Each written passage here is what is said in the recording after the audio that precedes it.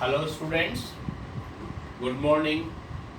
Once again I welcome you in the today science class. बेटा as you know last जो अपना video चल रहा था उसमें हम चैप्टर 2 के बारे में बात कर रहे थे, that is the nutrition in animals. और उसके अंदर भी अपने जो कुछ पढ़ा उसका थोड़ा सा कनेक्शन बता रहा हूँ, प्रीव्यू. अपना टॉपिक चल रहा था last time, that is nutrition in human being. अब ह्यूमन बीइंग के अंदर जो न्यूट्रिशन होता है उसके बारे में हम बात कर रहे हैं. उसके बारे में हमने सबसे पहले पढ़ा बेटा अबाउट द माउथ. और माउथ में हमने पढ़ा कि उसको बगल कैविटी बोलते हैं और उसके अंदर बहुत सारी प्रोसेस होती है. 2 टाइप ऑफ टीथ होते हैं, टेम्परेरी टीथ और परमानेंट टीथ. इनके बारे में पढ़ा. Incisor, canine, premolar, molar, in teeth के बारे में पढ़ा. प्लस उनकी टीथ की प्रॉपर केयर कैसे की जाए ये बताया हमने आपको. और पार्ट ऑफ ए टूथ बताया, उसमें इनेमल, डेंटाइन और पल्प, इन सब के बारे में पढ़ा. एक बात और बताई थी हमने आपको कि गार्डन स्नेल जो होता है उसके अंदर 14,000 छोटे छोटे टीथ होते हैं. ये एक साइंस बिट्स में दिया हुआ है इसके अंदर. और उसके बाद में अपना नेक्स्ट टॉपिक आया अबाउट द टंग. टंग के बारे में हमने आपको बताया कि इसके अंदर टेस्ट बड्स होती हैं जो 4 type of teeth, that is the salty, bitter, sour, sugar, इतने टाइप के टेस्टिस को आइडेंटिफाई करती है ये, क्योंकि अपने टंग के अंदर टेस्ट बड्स होती हैं. और इसके बाद हमने फंक्शन ऑफ टंग बताए थे बेटा. Help to mix the saliva with the food, to find the taste of food और help in the swallowing of the food. अपने फूड को निगलने में भी टंग हेल्प करती है. ये सारी बात तो हम लास्ट टाइम जो लास्ट वीडियो था उसमें कर चुके थे बेटा. उसके बाद अगली बात कर रहे हैं हम, that is about the salivary gland. यहाँ से आपका आज का काम शुरू हो रहा है. सैलिवरी ग्लैंड जो होती है ये अपने माउथ के अंदर प्रेजेंट होती है और ये 3 इन पेयर, मतलब कि टोटल 6 होती है. ध्यान रखना. और इसमें जो सैलिवरी ग्लैंड जो होती है वो अपने अंदर से एक डाइजेस्टिव जूस सीक्रेट करती है. उसको हम बोलते हैं सलाइवा. कॉमन लैंग्वेज में लार बोलते हैं इसको.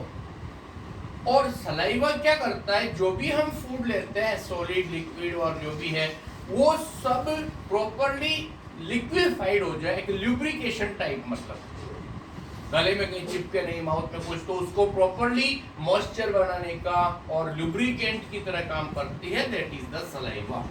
सलाइवा के अंदर एक स्पेशल टाइप का एंजाइम होता है बेटा, उसको बोलते हैं हम amylase. Please remember saliva. What is saliva? Saliva is contain an enzyme that is called amylase. Please remember, contain an enzyme that is called what? Amylase. Please remember, अब amylase का क्या फंक्शन होता है कि अपनी बॉडी के अंदर, मतलब फूड पार्टिकल्स के अंदर जो भी स्टार्च होता है ना, उस स्टार्च को शुगर में कन्वर्ट करने का काम करता है कौन? एमाइलेज. और ये एमाइलेज कहाँ प्रेजेंट होता है? इन सलाइवा. और ये क्या है? एंजाइम.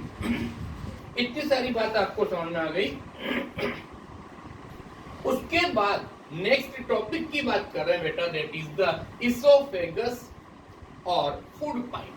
4th नंबर पॉइंट की बात आ रही बेटा यहाँ पर.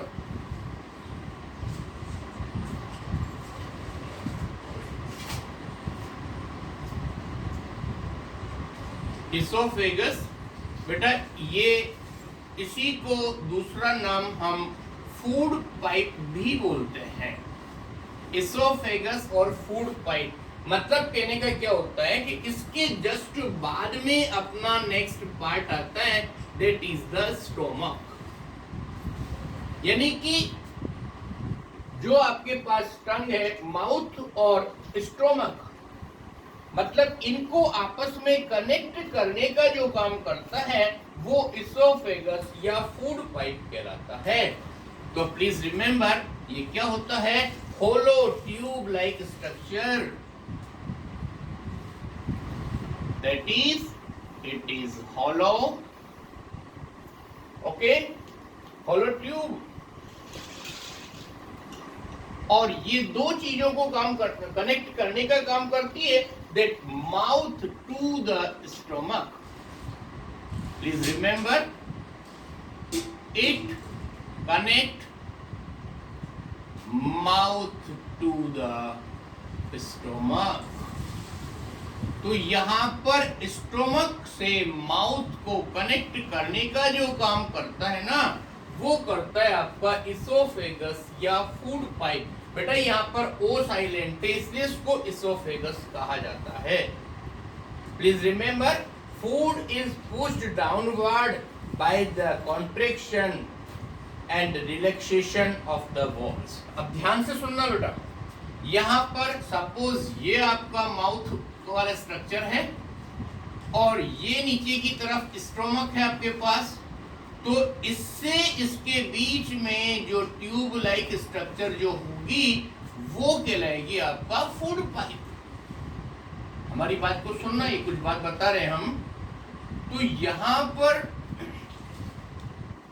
ये इस तरह का जो स्ट्रक्चर होता है, इसकी जो अंदर की मसल्स होती है वो बार बार कॉन्ट्रैक्ट होती है, कभी रिलैक्स होती है।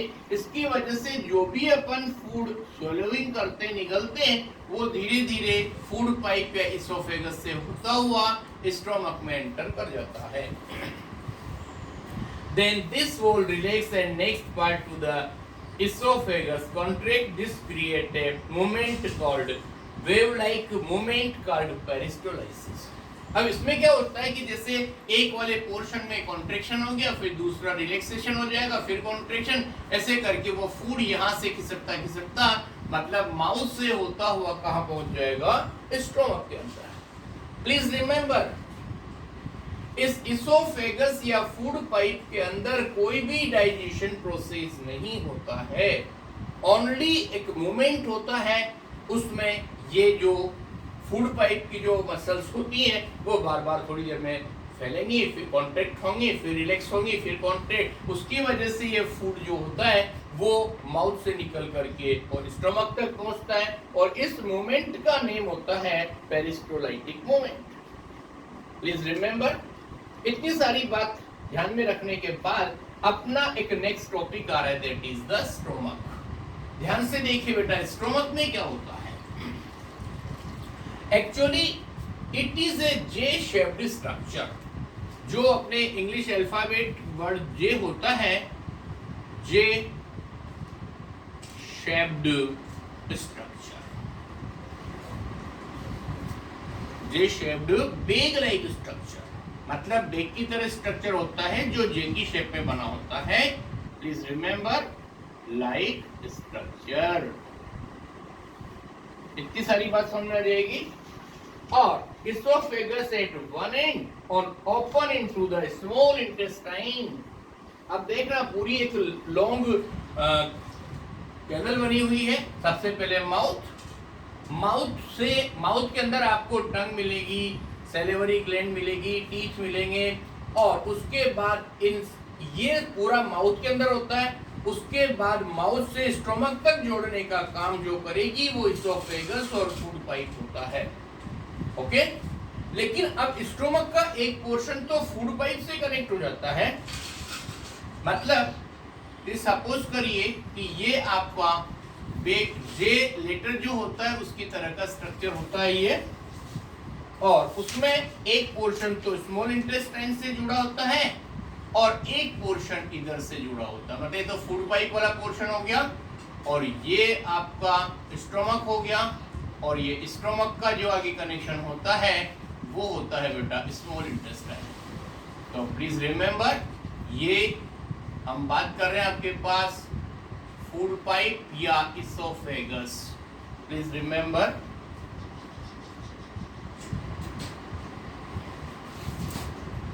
ये इसोफेगस हो गया। इसके बाद ये हो जाएगा आपके पास स्टोमक, और उसके बाद नेक्स्ट पोर्शन होगा that is the small intestine. तो यहाँ पर ध्यान रखना कि स्टोमक का एक पोर्शन तो फूड पाइप एसोफेगस से कनेक्ट होता है और दूसरा जो पोर्शन होता है वो स्मॉल इंटेस्टाइन से कनेक्टेड होता है। ओके सर, ये सारी बात स्टोमक की चल रही है अपनी। अब यहाँ पर कुछ बात हम आपको बता रहे हैं। The gastric glands are present in the inner wall of the stomach. अब ये जो स्टोमक होता है ना, इसके अंदर की तरफ क्या होती है बेटा? गैस्ट्रिक वॉल्स होती है। Please remember that is the gastric glands. Sorry, यहाँ पर क्या होता है? ये गैस्ट्रिक ग्लैंड्स होती है। That is the gastric glands. अब क्या होता है कि ये गैस्ट्रिक ग्लैंड्स क्या करती हैं? Inner wall of the stomach it secret the gastric juice, और इनसे जो लिक्विड सीक्रेट होगा उसका नेम होगा गैस्ट्रिक जूस। एक तो था अपने पास सैलिवरी ग्लैंड से सलाइवा सीक्रेट हुआ, ये कहाँ हुआ? In the mouth. 3 pair of the salivary glands होते हैं, उनमें से लिक्विड सीक्रेट तो सलाइवा में एक एंजाइम होता है, उसका नेम होता है एमाइलेज। वो अपने फूड के स्टार्च को शुगर में कन्वर्ट कर देता है। फिर ये सारा फूड पाइप से होता हुआ स्टोमक में पहुंच जाता है। स्टोमक में गैस्ट्रिक ग्लैंड्स होती हैं, उनमें से गैस्ट्रिक जूस रिलीज होता है। और then the inner wall of stomach which secrete gastric juice. It contain the enzyme that help to digest the food. तो ध्यान रखना, इसके अंदर भी गैस्ट्रिक जूस में बहुत सारे एंजाइम्स होते हैं जो अपने फूड को डाइजेस्ट करने का काम करते हैं। और टू डाइजेस्ट द फूड। अब ध्यान से सुनना बेटा, यहाँ पर एक म्यूकस नाम की स्ट्रक्चर भी होती है। म्यूकस क्या होती है? एक ग्लैंड जैसी स्ट्रक्चर्स होती हैं और वो स्टोमक को कभी सूखने नहीं देती है, मतलब नमी बनी रहती है, उसमें मॉइस्चनेस बनी होती है। और उसके अलावा उसमें स्टोमक के अंदर जो म्यूकस होती है ना, वो हाइड्रोक्लोरिक एसिड सीक्रेट करती है। यहाँ पर एक नेम हो रहा है, दैट इज द म्यूकस।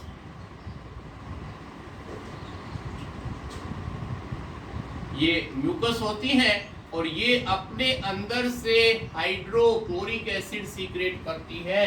ये हाइड्रोक्लोरिक एसिड कहाँ होगा? स्टोमक के अंदर सीक्रेट होता है।